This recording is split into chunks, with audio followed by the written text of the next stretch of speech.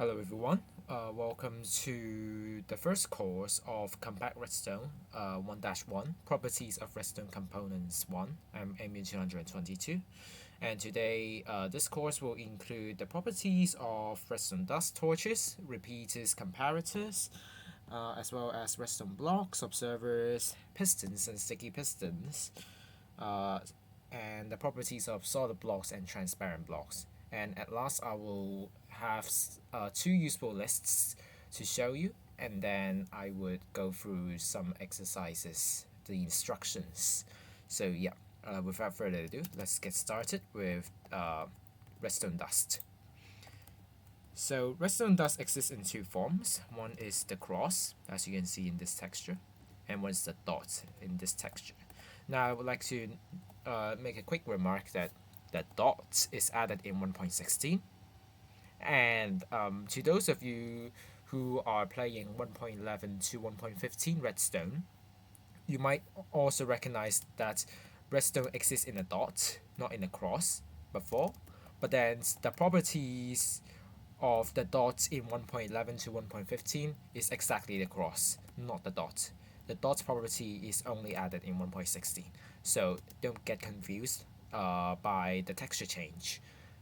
So yeah, for redstone dust, a cross redstone dust can only power all of the four blocks adjacent to it, so including this one, but this one I use a barrier for visibility, and also it can power the block under it. So another thing that I would like to mention is that there is a difference in definition between powering and activating. I will go through the definition later, but not now. So basically, all you need to know for now is that the redstone dust will turn on all of these lamps as showed here. And for a dot redstone dust, it can only power the block under it.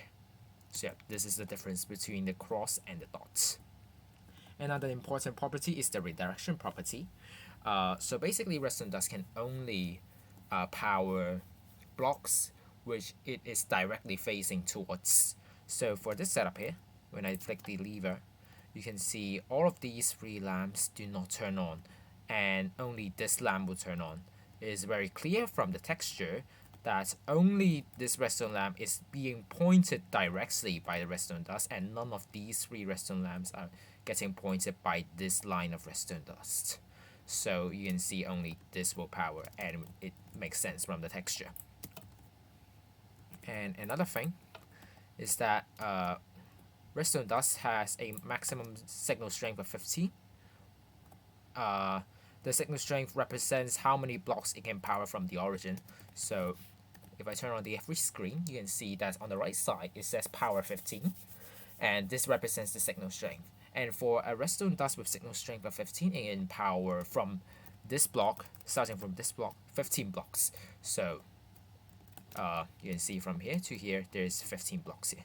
And the redstone signal would decrease by one block. Sorry, it will decrease by one signal strength every one block that it has traveled. So you can see here is already going down to 10, and then 5, and then last 1 here, and then 0 here. So this redstone lamp does not get powered. So yeah. And then for this module, I'm going to tell you that redstone dust also has another property that when redstone dust can exhibit multiple signal strength, it will always exhibit the maximum one. So say if I power this lever and this lever, I will power it after that. And before I power this lever, right? So this redstone dust has a signal strength of 3. But then when I power this lever, it would give this redstone dust a signal strength of 15. And comparing 3 and 15, we can obviously see that 15 is larger than 3. So when I power this lever, this redstone dust will change from a signal strength of 3 to a signal strength of 15. So yeah, this explains redstone dust exhibits the maximum possible signal strength. in any cases. So say if I were to have this lever turned on and after that this lever turned on. Now let's take a look at this redstone dust, okay? So this redstone dust has a signal strength of 12, but when we power this lever, this will provide this redstone dust with a signal strength of 15, and then it will give this redstone dust a signal strength of 14. And comparing 12 and 14, we obviously know that 14 is greater than 12. So it will exhibit a signal strength of 14 when I power this lever, which it does from 12 to 14 on the right side, as you can see. So that explains the property. And now moving on, if you want to make redstone dust travel upwards or downwards, you basically have to do it in a diagonal manner. And this shows two of the cases. So redstone dust can travel through solid blocks diagonally upwards or diagonally downwards. So you can see for this setup, both of them lights up, and for this setup as well, both of them lights up. So you can see how the redstone dust would travel here. And the definition of solid blocks, I will also explain it later. But for now, all you need to know is that it can travel up diagonally upwards or diagonally downwards. So yeah, so that's all for the properties of redstone dust. Basically, for the more on the redirection property, it will be included in one of the lists afterwards. So yeah, I'm going to do that later. So now let's move on to redstone torches. Redstone torch exists in two forms. One is the floor redstone torch, this one. One is the wall redstone torch. It's hung on the wall. So yeah, two of them as shown here. Okay, and then another property is that redstone torch can activate all of the 4 adjacent blocks, including this one, and power the block above it. Again, the definition of powering and activating will be explained later. But yeah, basically, for now, all you need to know is that it powers all of the 4 adjacent blocks and it activates all of the 4 adjacent blocks and powers the top block. And for a wall redstone torch, it activates all 3 of the adjacent blocks except of the back one, and it also activates the bottom block, and it powers the top block. So you can see that only these redstone lamps light up. Okay, next, a redstone torch is also known as an inverter, because you can always give a constant signal to it, and you can see when this lever is off, this redstone lamp is off, but then this redstone torch will convert the off signal to an on signal so that both of these redstone lamps turn on. But when I flick the lever, this turns on, but these two turns off. So this is also known as an inverter, and by definition, an inverter is also a NOT gate. This is an important logic gate that you will be coming across, although its name is not that important. You always come across in these situations. So yeah, this is one of the definitions that you would want to know. Okay, and then a redstone torch by default provides a signal strength of 15 to redstone dust, the nearby one. So this one, you can see the signal strength is 15, so that's this redstone dust can power up to 15 blocks. So yeah, and okay, so a redstone torch also has a 1 redstone tick of delay. What do I mean by a 1 redstone tick? Basically, 1 redstone tick represents 0.1 seconds in real time. The formal definition will be discussed in 1-3 basic terminologies. And so yeah, basically all you need to know is that a redstone torch will have a 0.1 second delay on activation or deactivation. So you can see from this setup, this piston will extend, and after 0.1 second, this piston will retract like this. And same when this lever is turned off. This will retract, and after 0.1 second, this will extend. You might not be able to catch that, so let's slow it down. See that delay? It should be a bit more visible now. So yeah, that is a 0.1 second of delay, or as we Redstone call it, 1 redstone tick. For simplicity, I would be shortening the term redstone tick into tick. This is not to be confused with another concept we have, which is known as game tick. Game the definition of game tick will also be formally discussed in 1-3 basic terminology, so make sure to check that out. But yeah, from now on, every time I mention tick, it means redstone tick, not game tick. Okay, anyways, moving on, we will discuss redstone repeaters now. So a redstone repeater exists in 4 forms. There is a 1-tick repeater, a 2-tick repeater, a 3-tick repeater, and a 4-tick repeater. And another thing is that a redstone repeater can only receive input from the back and emits output from the front, not the other way around. So we can see when I turn this lever on, this redstone dust can go through this repeater to the front, redstone dust here. But if I power from the front, it does not go back to the back, and the repeater also doesn't turn on. So yeah, basically this is a one-way travel. So make sure you don't mess that up. Another thing about repeaters is that it can only power the block in front of it, not any of the others. So you can see in this setup, it only powers the front redstone lamp, as you can see.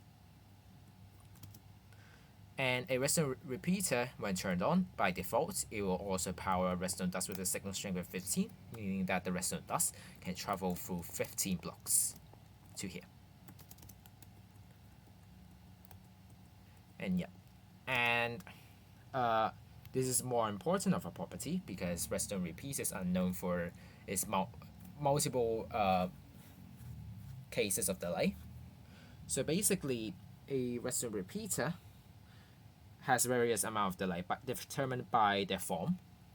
So remember when I said that a redstone repeater has a 1-tick, 2-tick, 3-tick, or 4-tick, and this represents how many ticks that it would have as in delay.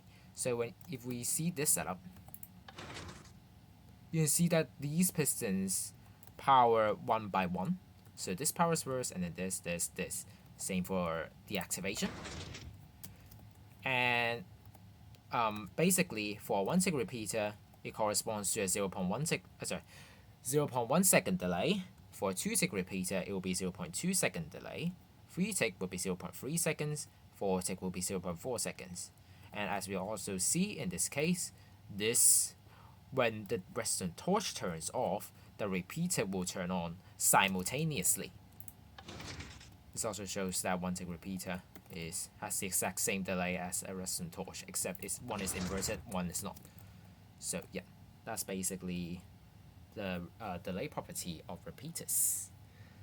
Now, a more interesting thing about repeaters is that when triggered by a pulse with duration less than or equal to its tick value, a redstone repeater emits a pulse with duration equal to its tick value.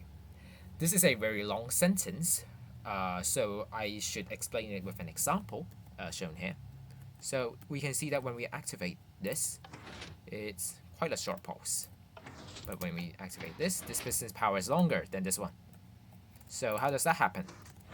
Basically, let's look at this device first. This is called an observer. And an observer emits a 0.1 second pulse, or a 1-tick pulse. So it powers 0.1 second long. So yeah. And this is a 1-tick repeater. So it will transmit a 0.1 second pulse to this piston, meaning that this piston will be powered 0.1 second long. However, for this case, although this is a 0.1 second long pulse, or 1-tick pulse, I should say 1-tick pulse from now on.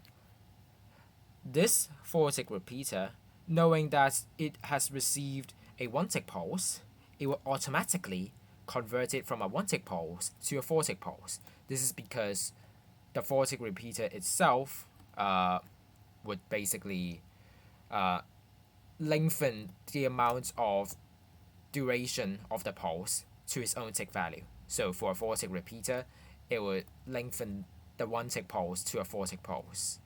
And similarly, if we were to set this to a 3-tick repeater, it would lengthen this 1-tick pulse to a 3-tick pulse. So yeah, so on and so on. So that is basically this property. And another, not quite what you would normally encounter, but this is also sometimes useful, is the repeater locking property. So a repeater can be locked by another repeater or a comparator. This is the comparator. I'll be explaining that later, so you can have this as well. So a repeater can be locked by another repeater or by a comparator. And when locked, a redstone repeater cannot realize its powering state until being unlocked. What do I mean by that? Basically, this repeater is locked, right? You can notice that by the bedrock texture. So no matter I turn it on or off, this redstone repeater would never realize the powering state of this redstone dust because it's locked. Basically, you cannot the repeater cannot change its state. And only when I turn off this locking repeater would this repeater realize, hey, I should be off, and it will turn off. And same for this situation. If I lock it in the off state, no matter if I turn on this redstone dust, it will also not realize it because it's locked. So only if I unlock this repeater would it realize that, hey, I should be on. Such as that. Yeah. So that is the locking property of redstone repeaters. Now we would go on to comparators. So comparators, excuse me. Comparators has two forms again. One is the compare mode, one is the subtraction mode. So you can always alternate the compare mode and subtraction mode by right-clicking it. I forgot to mention, but this is also similar for repeaters. For 1-tick to 4-tick, you can just right-click it to alternate. And then from 4, if you want to go back to 1, you can just right-click it once. So yeah. And yeah, comparator has two modes. One is compare mode, one is subtract mode. And similar to a repeater, a comparator only receives output from the back and emits input from,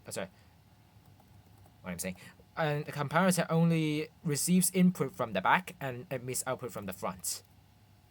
So you can see when I turn on this lever, it goes through the comparator to the front redstone dust, but not vice versa again. So again, a one-way travel. This redstone dust cannot go back to power this back redstone dust. Now you might ask, what is this redstone dust doing? Basically, a comparator has two secondary inputs from the sides.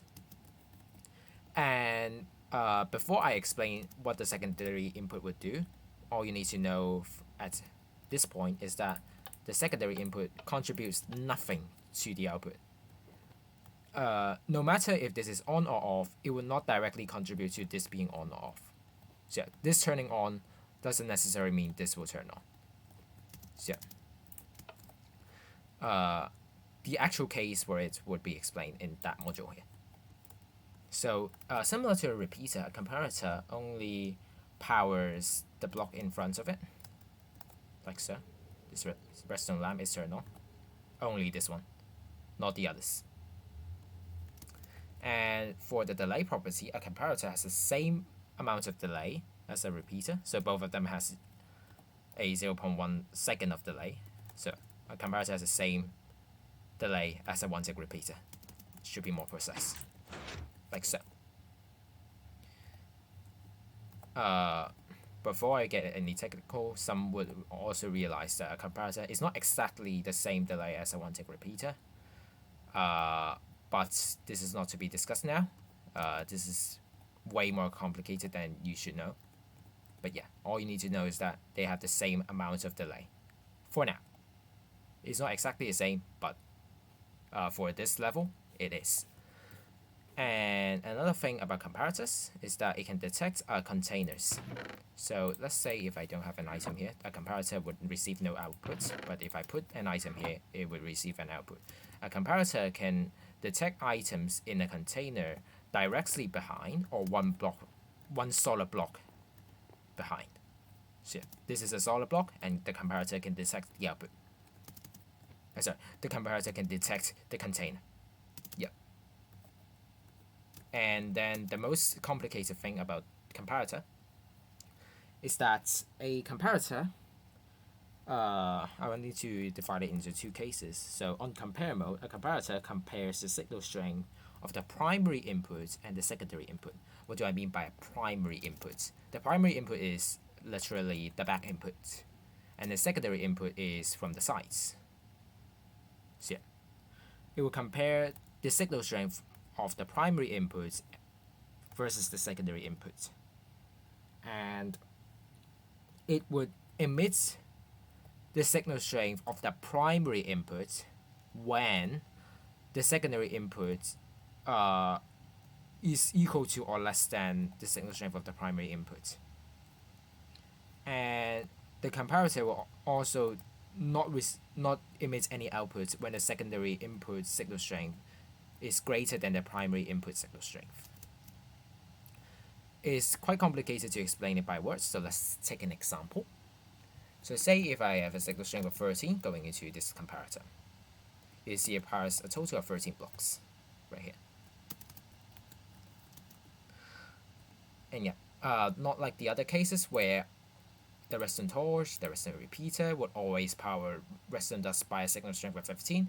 A comparator only powers by what is input 2. So for this, if we give the comparator a signal strength of 13, it would output a signal strength of 13, not 15 again.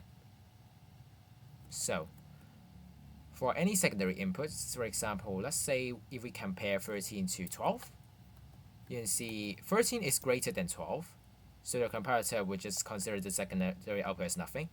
It would still provide a signal strength of 13.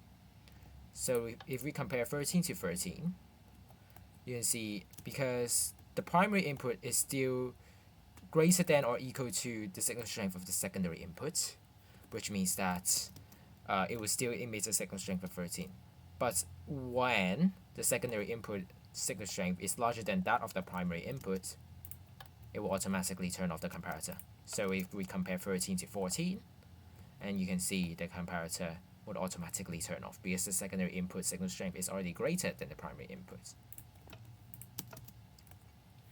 One other important property of comparator is that we know that the comparator has two secondary inputs, right? Therefore, a comparator must decide which secondary input it should use. And the rule of deciding is that it would always take the maximum value of the two secondary inputs. So for example, if I have a 13 signal strength secondary input versus a 14 signal strength secondary input, it will always consider the 14 signal strength secondary inputs. And if both of them have the same value, then it would just have that value, of course. So yeah, that is also another property of comparators. And then now let's talk about subtract mode. So subtract mode, by its name, you would probably think of subtraction, which is exactly true. Because on subtract mode, the redstone comparator subtracts the signal strength of the secondary input from the primary input and emits the subtracted value as a signal strength. And whenever the secondary input has a signal strength equal to or greater than the primary input, the comparator does not emit any output. So again, we'll show this by example. Let's say 15 versus 13. So you see, when 15 minus 13 equals 2, so the comparator will emit a signal strength of 2. So you can see it only powers 2 redstone lamps right here.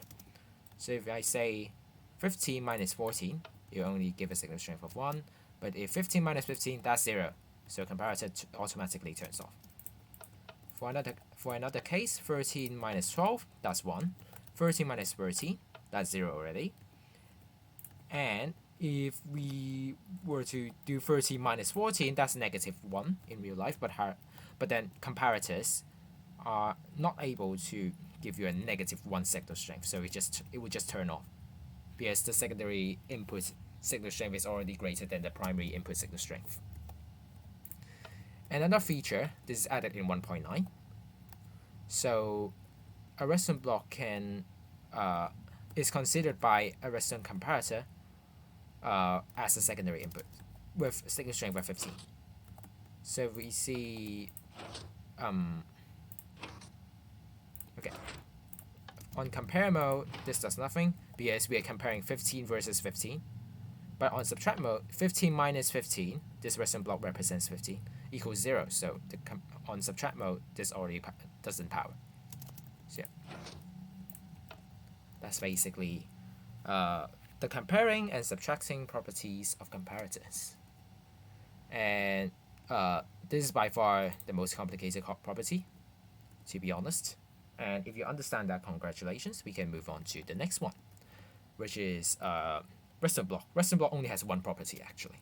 It's that it's a constant power source. Nothing much. And it always powers a signal strength of 15 to redstone dusts. I didn't put the signs here though, but yeah, it's 15 blocks, don't worry. So you cannot turn it on and off. This lever is redundant because, you know, redstone block is a constant power source. Yep, anyways. Again, the redirection property of redstone dust would be discussed later. Because redstone blocks can redirect redstone dust, so yeah, I would explain that later. But now we should move on to observers. Observers has 3 states. There's the horizontal one, there's the upwards one, and there's the downwards one. And observer, the text block updates or redstone updates from the back and emits a 1 tick pulse up at the front with a 1 tick delay, so 0.1 second of delay. And again, do not get confused by the front and the back.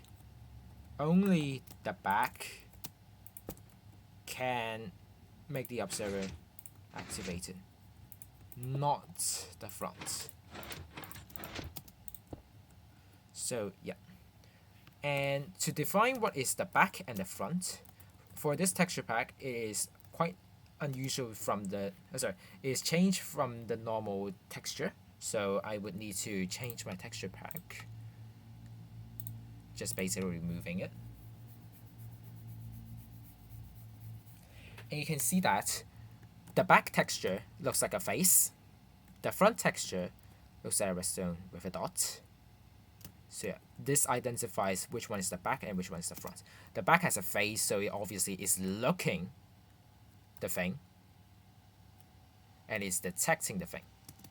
Hence the name observer, because it's observing it. So yeah, this is the face texture, which represents the back. This is the front texture, which is a redstone dot. Although in technical terms, you might encounter this differently, but we are doing redstone, so we aren't doing any technical stuff. So we can always just consider the back of the observer is the face texture. Okay, anyways, so moving on. Let's provide you an example of what observers can detect. The activation of or deactivation of torches, repeaters, comparators, and even observers cannot be detected by an observer. They have the same tick value even. Because redstone torch represents a 1 tick repeater represents a 1 tick, comparator represents a 1 tick, and an observer also represents as a 1 tick. So all of these pistons power the same tick. Very nice. Another example is that observers can also detect the change in signal strength of redstone dust. So let's say if I power this redstone dust, this provides a signal strength of 15, and this a 14, this a 13. And now if you power this lever, this will change this redstone dust from 13 to 15, right? Because comparing 13 and 15, 15 is obviously greater, so the redstone dust would change its signal strength from 13 to 15. However, this redstone dust remains unchanged because this provides a 15, this provides a 15, this will always be a 14 no matter what. So you can see only this piston gets powered. And if we still consider this case and we power this middle lever instead, this will change from 14 to 15, this will change from 13 to 14, so both of these pistons will power. And so on and so on. So yeah, you can see that only if the signal strength changes would the observer power. If it doesn't change, it doesn't power. Okay. So that's basically about observers. Again, there will be another useful list for your reference on how many things observers can detect. There's a lot, so yeah, make sure to check that out as well. Now let's move on to pistons and sticky pistons.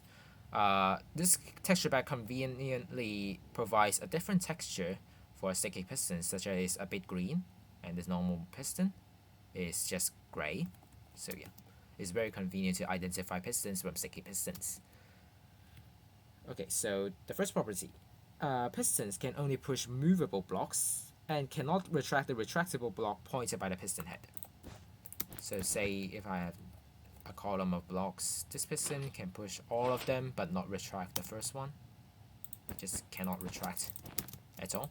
But a sticky piston can push movable blocks, but and also retracts the retractable block pointed by the piston head. So you can see it can retract the first block, not the others though. Pistons can only retract one block. Sticky pistons, I mean.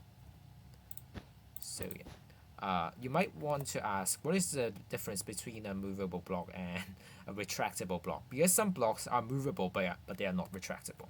A good example for this would be, I think, glazed terracotta.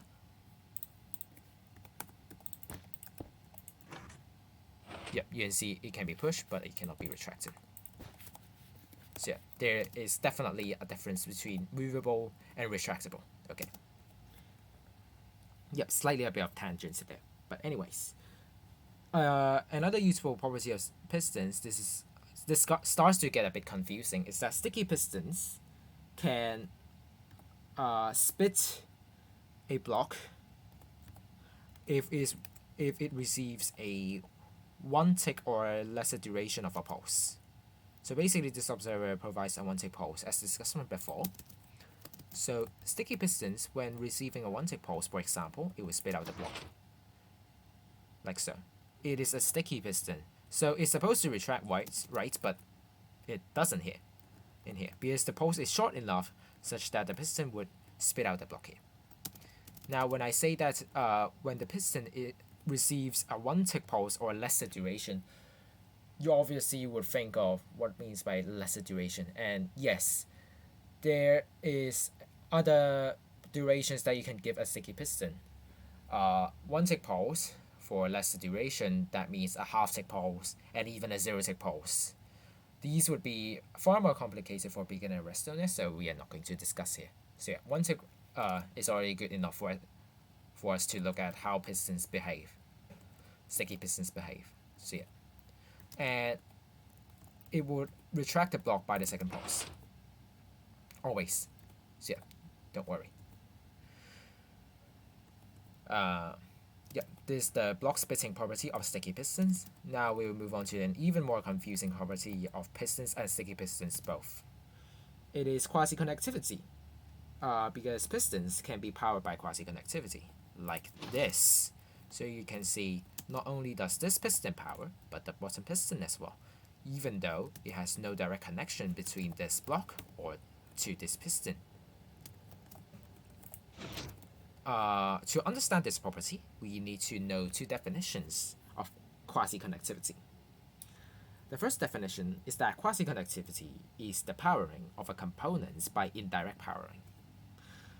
It can be resembled by the powering of the top part of an iron door, where the bottom part of the iron door is the corresponding redstone component. A quick remark is that pistons is not the only redstone components that is affected by quasi-conductivity. There are also other components. But yeah. So basically, for an iron door, right, you can power the top block and it is open. And we can also power this block to make it open.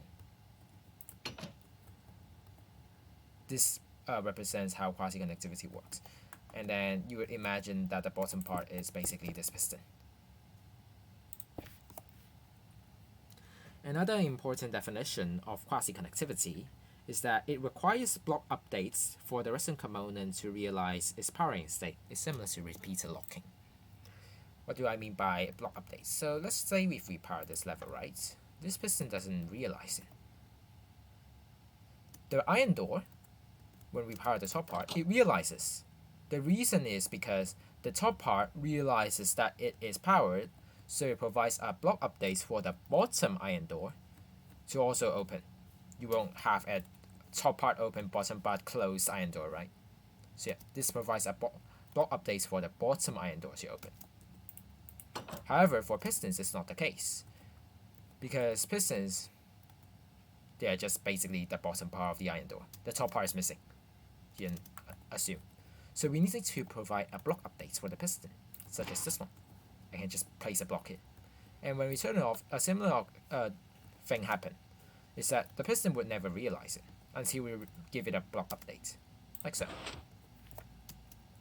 So that is the two definitions of quasi-connectivity, and it's very useful in Java Edition Redstone.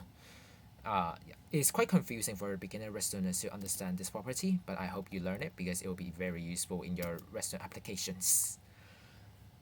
And it's also the core of piston doors in Java Edition, basically. You have to learn it.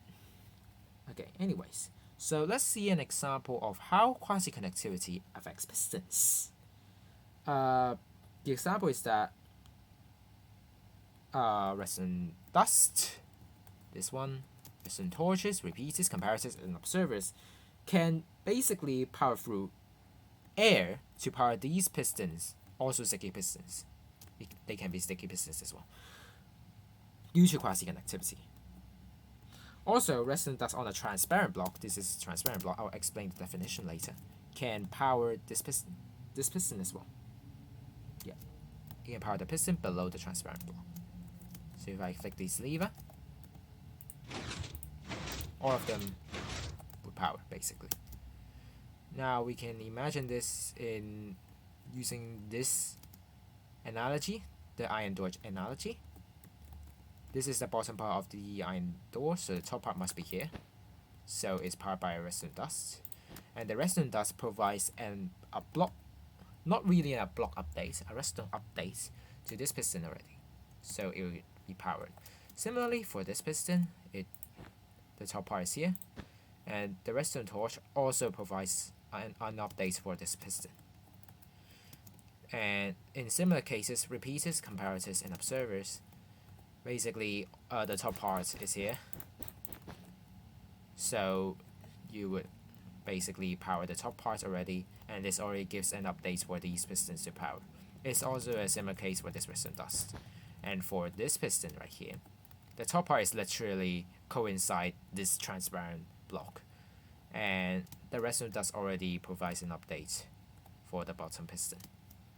So yeah.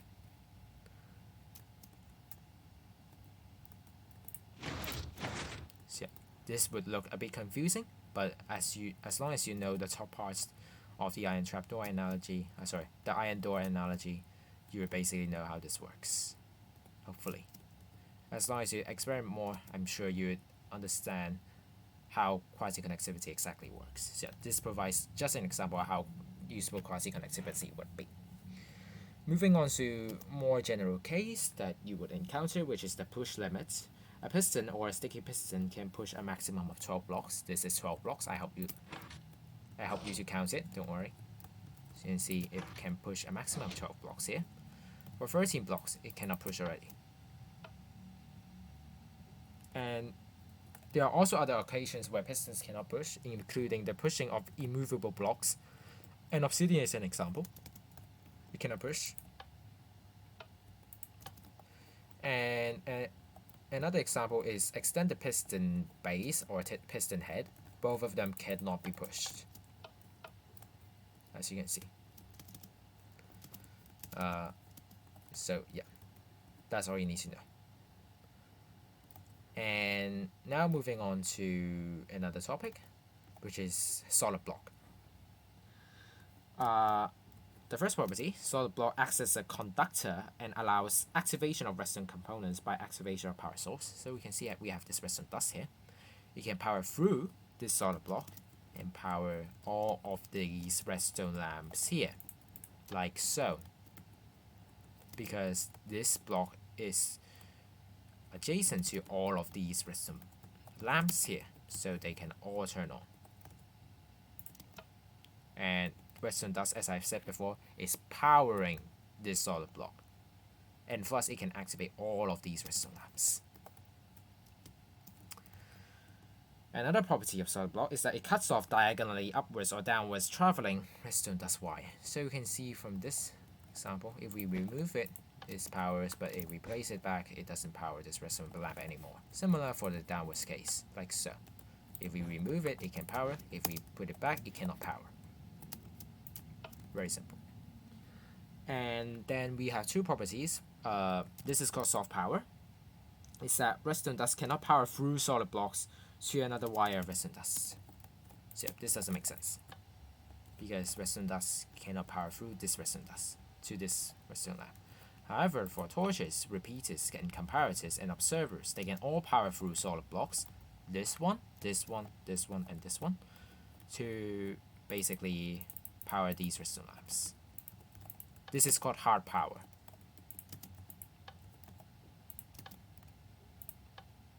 You can see that. Flicks and flicks. So yeah, they can all power through solid blocks and go through another wire of redstone dust. This is called hard power. Okay. And now let's talk about the definition between, the difference and the definition of powered and activated.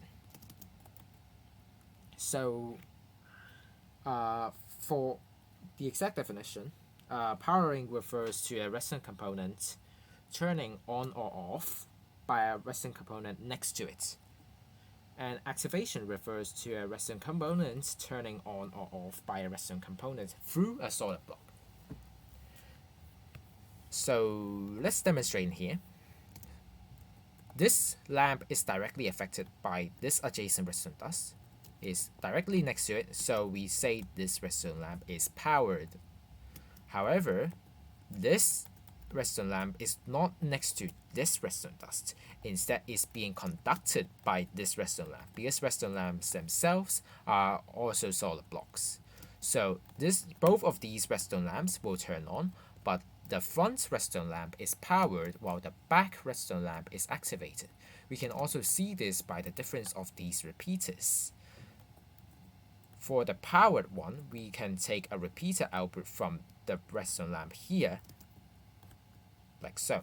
But for the activated one, we just cannot, because this redstone dust is only activating this redstone lamp, and it's not even direct, so the repeater just can't go through here. So this is the difference between powered and activated. I hope you understand it.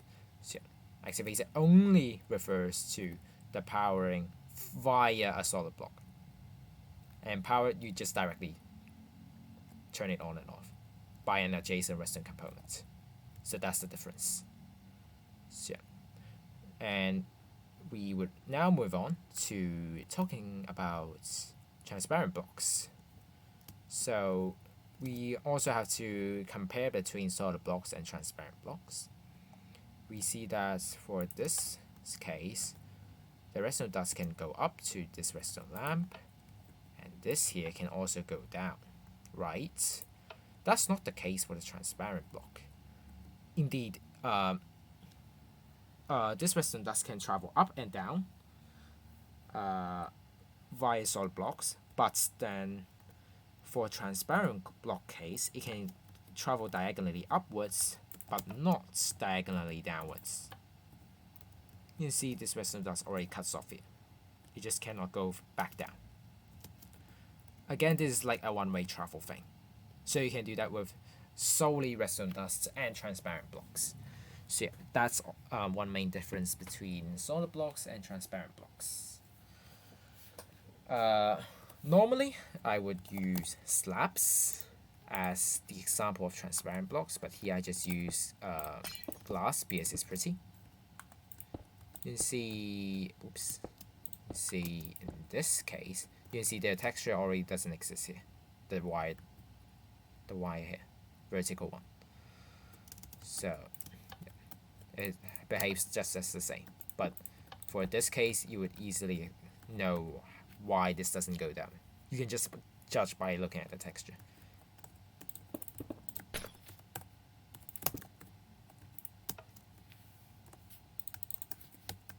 Yeah. Anyways, So another important property for transparent blocks is that they do not cut off directly upwards or downwards redstone dust Y. So remember when we have solid blocks, it just cuts off. You can even see the change in the texture. But for transparent blocks, it does not. So similar to here, if we do this, it cuts off, but it doesn't for transparent blocks. So we can always power it. Also, this case also demonstrates an important property, is that transparent blocks are non-conductors.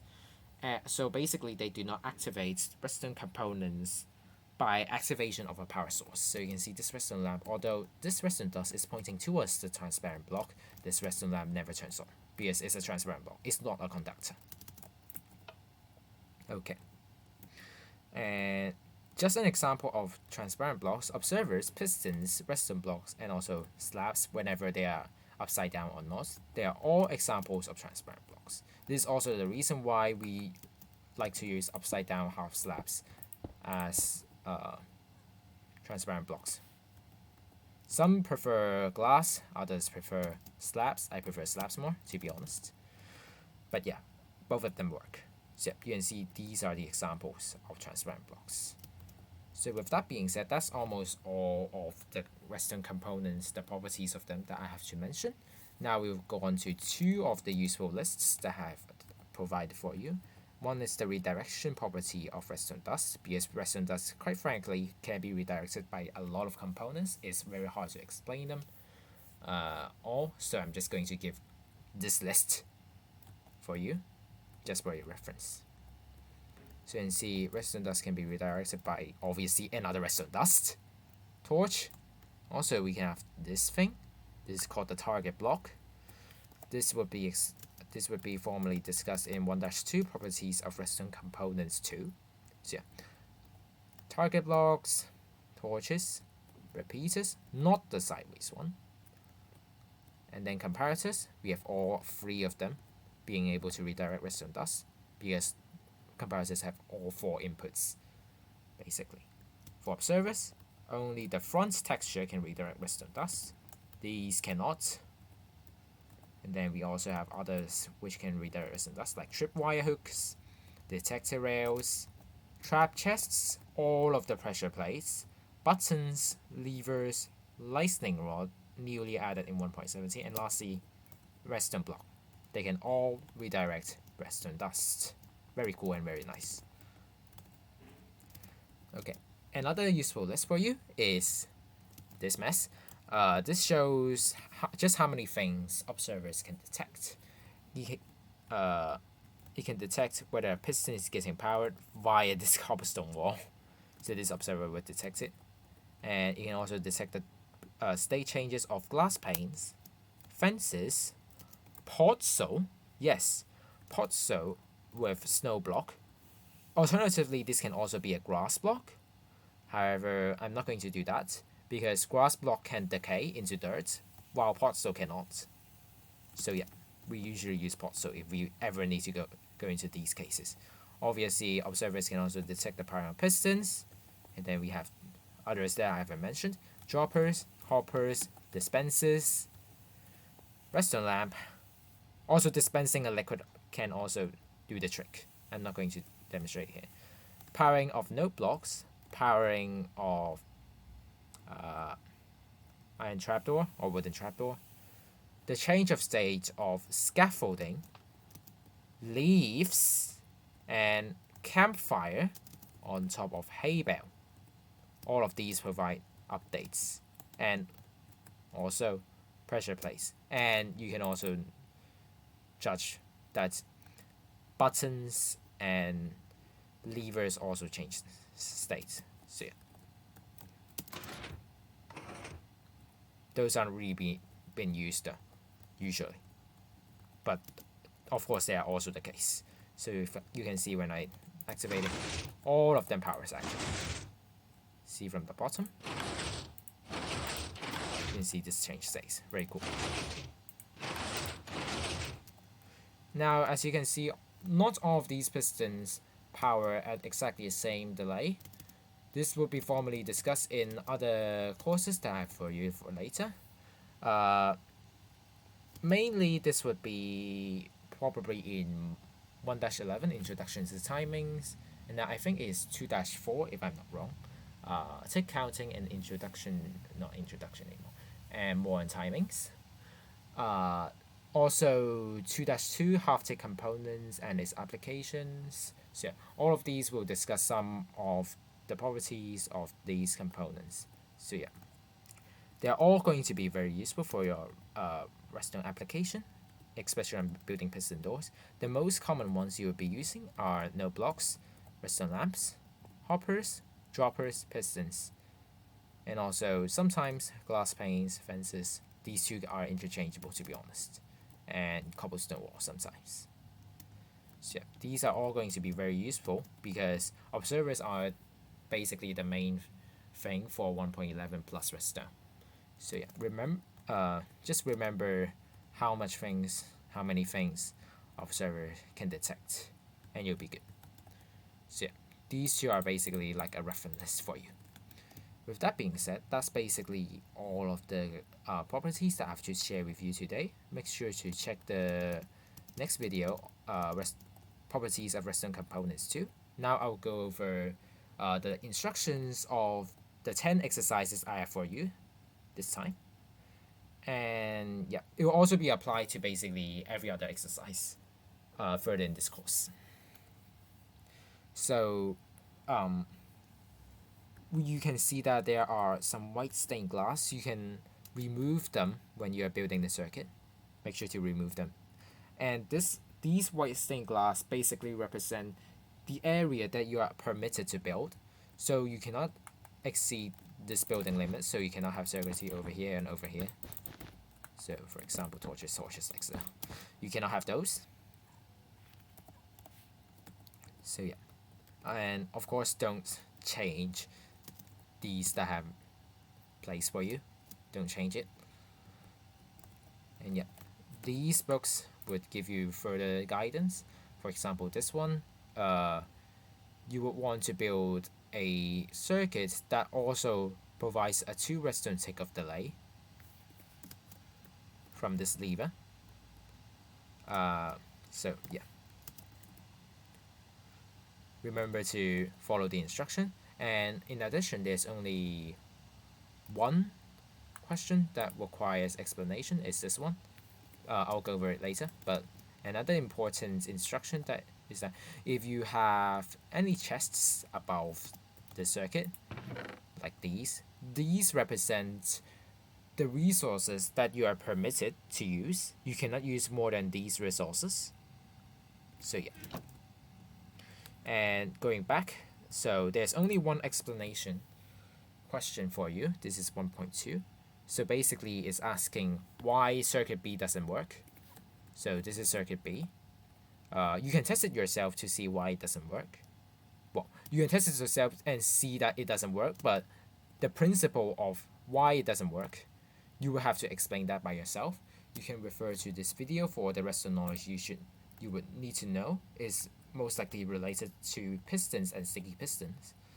So yeah, you can always refer to that for your knowledge and try to explain this phenomenon.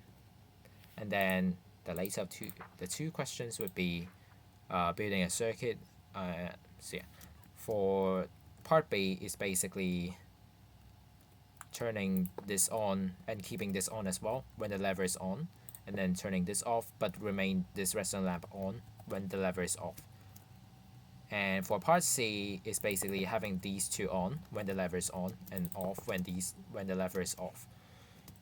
So a tip for this type, you would basically not want to have anything that would turn off this redstone torch. That's it.